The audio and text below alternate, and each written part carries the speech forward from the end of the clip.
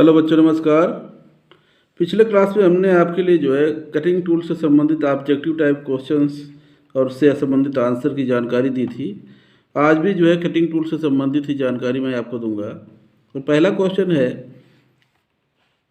Chipping करते समय यानी चीजल यानी छेनी चीजल से छीलते हुए किसी भी धातु को छीलना चिपिंग कहलाता है।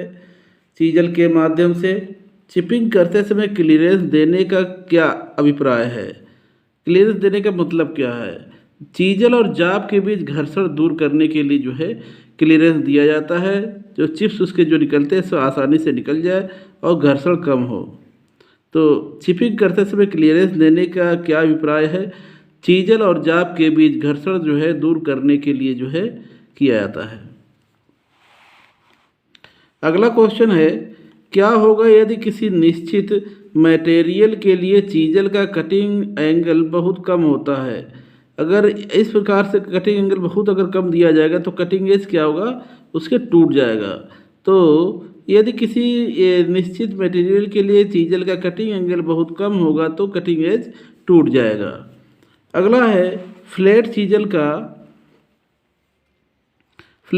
का कटिंग एज थोड़ा सा कॉन्वेक्स फॉर्म में बनाया जाता है। क्यों कॉन्वेक्स फॉर्म में क्यों बनाया जाता है? क्योंकि इससे निश्चित पॉइंट पर आसानी से चिपिंग कर सकते हैं और यह कट को आरंभ करने में भी सहायक होती है, शुरुआत करने में भी सहायक होती है। देखिए क्या दिया है, फ्लैट चीजल का कटिंग एज कॉन्वेक्स शक्ल में यानी कॉन्वेक्स फॉर्म में इसलिए बनाया जाता है क्योंकि इससे निश्चित पॉइंट पर आसानी से चिपिंग कर सकते हैं और यह कट को आरंभ करने में भी सहायक होती है। कट की शुरुआत भी आसानी से होती है और चिपिंग भी आसानी से कर सकते हैं। अगला है, चीजल यानी छेनी के कटिंग एज के टूटने के दो मुख्य कारण क्या है? चीजल के कटिंग एज टूट जाते हैं, इसके दो कारण क्या है? पहला कारण है, चीजल को हार्ड करने के बाद टेम्पर नहीं किया गया है। अगर हार्ड किया गया है तो उसे टेम्पर करना जरूरी है, क्योंकि अधिक कठोर होगा चीजल का कटिंग एज तो भी वो टूट सकता है। तो उसकी हार्डनेस को थोड़ा कम करने के लिए टेम्पर चढ़ाया जाता है, टेम्पर दिया जाता है तो वो सही से कटिंग करेगा। तो क्या दिया है, चीजल को हार्ड करने के बाद टेम्पर नहीं किया गया है या काटी जाने वाली धातु अधिक हार्ड है।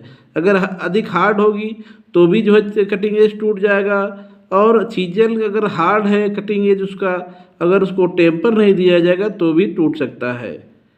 तो दूसरा कारण क्या है, काटी जाने वाली धातु के अनुसार चीजल का कटिंग एंगल बहुत कम है। धातु के आधार पर कटिंग एंगल का चुनाव किया जाता है। अगर धातु के आधार पर कटिंग एंगल बहुत कम है तो चीजल का कटिंग एज टूट जाएगा। तो इसके दो कारण कौन कौन से हैं चीजल के कटिंग एज के टूटने के कारण?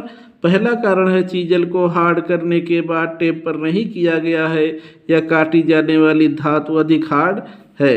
दूसरा कारण है, काटी जाने वाली धातु के अनुसार चीजल का कटिंग एंगल बहुत ही कम है। अगला क्वेश्चन है, हेक्सा के द्वारा कटिंग करना। जो हेक्सा के द्वारा हम जब कटिंग करते हैं तो उसे हेक्साइंग कहते हैं। हेक्साइंग करते समय कभी कभी कट अपनी लाइन से हट जाता है। इसके दो संभावित कारण क्या है? जब कटिंग करते हैं, जब स्क्राइबर के माध्यम से हम लोग लाइनिंग खींचते हैं तो हेक्साइंग जब करना चालू करते हैं तो लाइन से वह अलग हो जाती है। इसके दो कारण क्या है? पहला कारण है, फ्रेम में ब्लेड का बहुत ढीला होना। ब्लेड को बहुत ढीला टाइट करते हैं, इस वजह से अपनी लाइन से अलग हो जाता है। दूसरा कारण है, हेक्साइंग करते समय अधिक प्रेशर लगाना और चैटरिंग होना। जब अधिक प्रेशर लगाते हैं तो वह अपनी लाइन से अलग होने का प्रयास करता है और चैटरिंग यानी आवाज़ आने लगती है। ये ध्यान रखिए, जब भी हेक्साइंग करें और चैटरिंग की आवाज़ आने लगे तो समझ लीजिए कि हमारे कटिंग प्रोसेस है वो गलत हो रहा है। अगला क्वेश्चन है, हेक्साइंग करते समय कभी कभी ब्लेड फंसकर चलता है। इसके दो संभावित कारण क्या हैं? कभी कभी हेक्साइंग करते हैं तो ब्लेड फंस कर चलने लगता है। इसके दो कारण हैं, पुराने ब्लेड द्वारा लगाए गए कट में नए ब्लेड का प्रयोग करना। पुराने ब्लेड से जब हम पुराना ब्लेड मतलब जब हम कटिंग करते हैं तब क्या होता है कि पुराना ब्लेड कटिंग करते करते वो घिसता भी है। जब हम नए ब्लेड का प्रयोग करते हैं तो वो अपना जो है उसका कटिंग एज नया होता है चूँकि और वो उसमें फंसता है। अगर हम उसमें बहुत ही ज़बरदस्ती अगर चलाते हैं तो वो टूटने की संभावना बनी रहती है और इस वजह से वो फंस कर चलती है। दूसरा कारण है पतले सेक्शन वाले मटेरियल पर कोर्स पिच वाले ब्लेड का प्रयोग करना, क्योंकि धातु के आधार पर जो है ब्लेड का चुनाव करते हैं। अगर ब्लेड का चुनाव उचित नहीं है तो हमारा जो ब्लेड जो है फंस कर चलेगा। ये तो यहाँ पे कोर्स पिच में फाइन और वेरी फाइन पिच ब्लेड का प्रयोग करना चाहिए पतले सेक्शन वाले मटेरियल पर। तो इसके दो कारण क्या है, पहले क्वेश्चन क्या दिया है, हेक्साइंग करते समय कभी कभी ब्लेड फंस कर चलता है। इसके दो कारण हैं। पहला कारण है पुराने ब्लेड द्वारा लगाए गए कट में नए ब्लेड का प्रयोग करना। दूसरा है पतले सेक्शन वाले मटेरियल पर कोर्स पिच वाले ब्लेड का प्रयोग करना। अगला क्वेश्चन है, किसी नई फाइल का प्रयोग कास्टिंग्स यानी ढलाई वाले मटेरियल्स, कास्टिंग्स और फोर्जिंग्स यानी पीटने वाले मटेरियल, फोर्जिंग मतलब पीटने, फोर्जिंग्स पर नहीं करना चाहिए। किसी नई फाइल का प्रयोग कास्टिंग और फोर्जिंग वाले मटेरियल पर नहीं करना चाहिए। क्योंकि कास्टिंग और फोर्जिंग्स का बाहरी भाग क्या होता है, बहुत ही हार्ड होता है, इस वजह से नहीं करना चाहिए। उसके कटिंग एजेस फाइल के खराब हो जाएंगे। अगला क्वेश्चन है, कभी कभी फाइल क्या है, एक प्रकार का कटिंग टूल है। कभी कभी फाइल जाब पर स्लिप करती है, फिसल जाती है, स्लिप करती है। इसके तीन संभावित कारण क्या है। पहला है फाइल के फेस या फाइल की वाली सरफेस तेलीय होना, या फाइल के फेस पर अगर तेल वगैरह लगा हुआ है तो वो स्लिप करेगी। दूसरा कारण है फाइल के दांते ब्लंट होना, ब्लंट मतलब उसके दांते खराब हो जाना, या उसमें पिनिंग होना, या उसमें फाइल के दांतों के बीच में चिप्स का भर जाना, तो इसकी वजह से स्लिप हो जाता है, ब्लंट होना या पिनिंग होना। तीसरा कारण है फाइल को हार्ड सरफेस पर प्रयोग करना। फाइल को जो अगर कठोर मटेरियल पर सरफेस पर हम जो है सरफेस पर जिसकी सरफेस हार्ड हो उस पर प्रयोग करेंगे तो फिसल स्लिप होती है।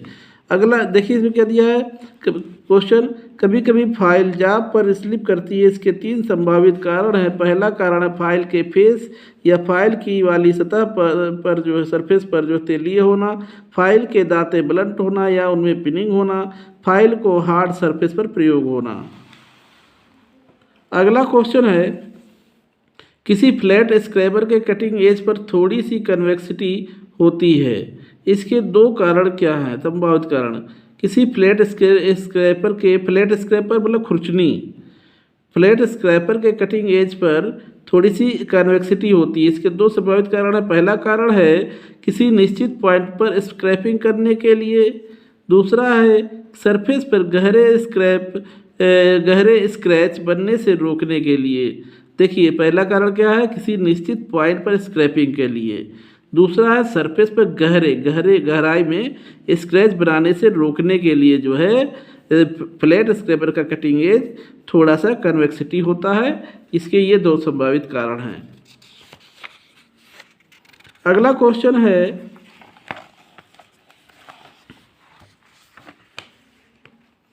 स्क्रैपिंग भी एक कटिंग टूल है।